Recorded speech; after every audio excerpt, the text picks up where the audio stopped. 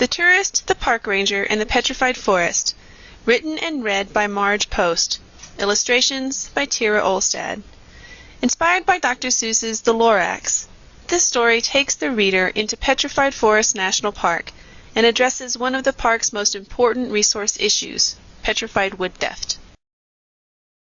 At the far end of the park, where the prickly pear grows, and the wind smells dry and dusty when it blows, and no birds sing excepting old crows, is the place of the petrified forest.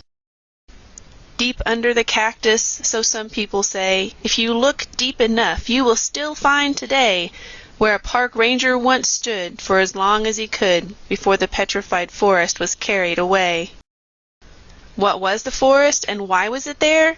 And why was it lifted and taken somewhere from the park where now only prickly pear grows? And no tourist still lives there. Ask him, he knows. You won't see the tourist. Don't knock on his door. He lives in an RV that doesn't run anymore. He stays in his RV, hot under the sun, dreaming and praying and cursing what he'd done. But on hot afternoons in the summer he peeks out of the shutters, and sometimes he speaks and tells how the forest was taken away. Listen close, and he'll tell us today. It all started back such a long time ago, when the ground was littered with colors from the rainbow. Those trees, those petrified trees! Never had I seen trees such as these. Watch your step, don't bump your toe. These trees were trees long ago. They are trees now turned to solid rock. Secrets to the past these fossils unlock. Not only fossil trees are found in the park, plant leaves and animal skeletons have also left their mark. Across streams and rivers and swamps and muds, giant footsteps once echoed with great big thuds. Fossilized bones and teeth and armored plates, even coprolites, fossilized poop, for goodness sakes, are clues to the past, the ancient Triassic, the dawn of the dinosaurs, the time before the Jurassic. Then there are clues to the past that aren't so old. Arrowheads, baskets, pottery, and the ancient pueblos. The ancient Indian heritage is strong here too. These people have been here much longer than me or you.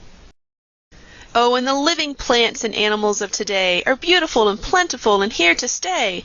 Pronghorn, roadrunners, snakes, and prairie dogs all make their home amongst the petrified logs. I set up a business, got right down to it, collecting petrified wood and sticking a price tag to it. 50 cents or a buck, they bring good luck. Get your piece here, don't wait till next year. I'll even help you load it into your truck. I was picking up pieces left and right. I had quite the business with no end in sight, when one day I saw, neither skinny nor fat, a man in gray and green with a mighty straw hat.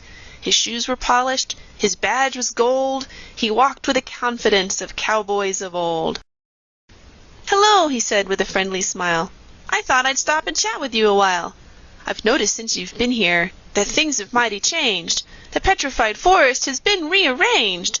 Once there were small pieces spread across the ground, so many you'd see nothing else around. Now it's only the big pieces in chunks that won't fit into your customers' trunks.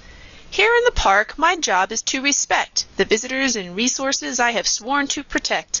I preserve and conserve each piece of petrified tree. I protect the past, the present, and the future to be.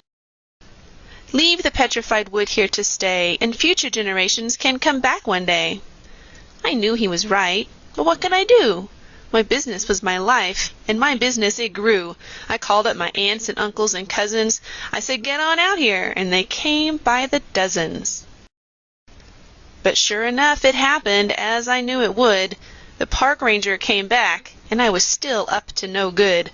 "What have you done?" he cried, very upset. He was no longer smiling when our eyes finally met.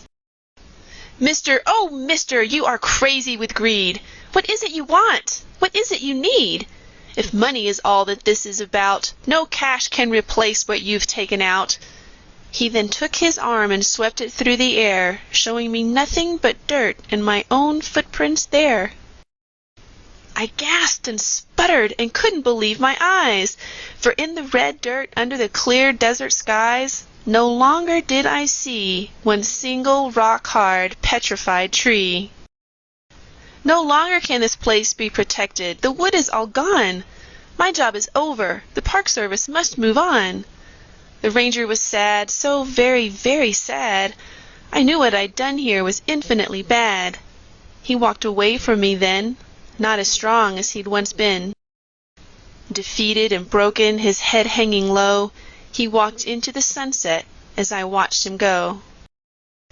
The future is open. It's yours to make. Don't repeat what just happened. Don't make the same mistake. Protect your national parks for future generations, for Americans and people from all other nations. The petrified forests are a treasure for all to enjoy, for every man, every woman, every girl, every boy.